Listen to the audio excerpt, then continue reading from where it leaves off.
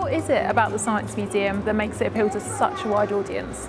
Well, I think really here we're the home of human ingenuity, so it's about the warmth of the welcome that we give, but it's also about the experiences you can have here that you can't have anywhere else, and about the depth and breadth of our historic collections. There are things here that you can't see anywhere else in the world. When you're looking to build a new exhibition and starting from a completely blank canvas, where do you go to get your inspiration from? So it's about the world of science and technology itself. There's so much to draw from there. It's an incredibly innovative and exciting, fast-paced world.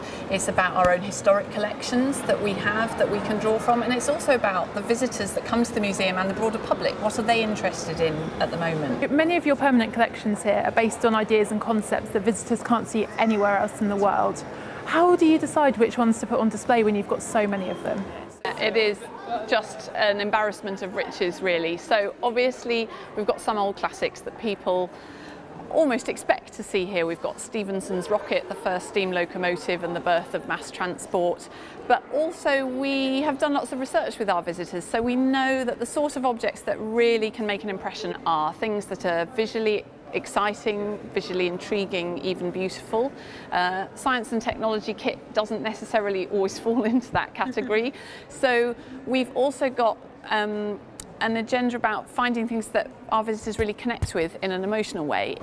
The emotional engagement with visitors is hugely important because science and technology can, unless you're in that world yourself, feel like quite a foreign land.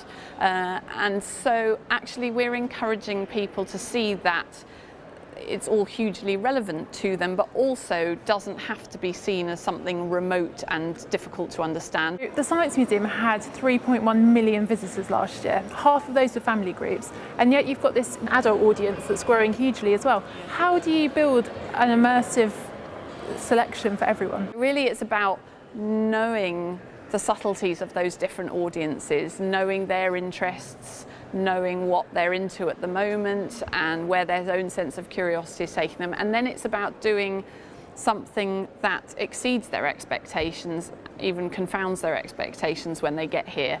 So surprising them with things like a festival with a zombie theme set in a science museum, not necessarily what you'd expect, but also working with really interesting creative partnerships so that an idea we might form within our own teams, we can deliver in a spectacular, really well designed, really finely crafted, high production values, finished articles, so that when they come here they were really impressed by the level of our game and it gets them coming back for more.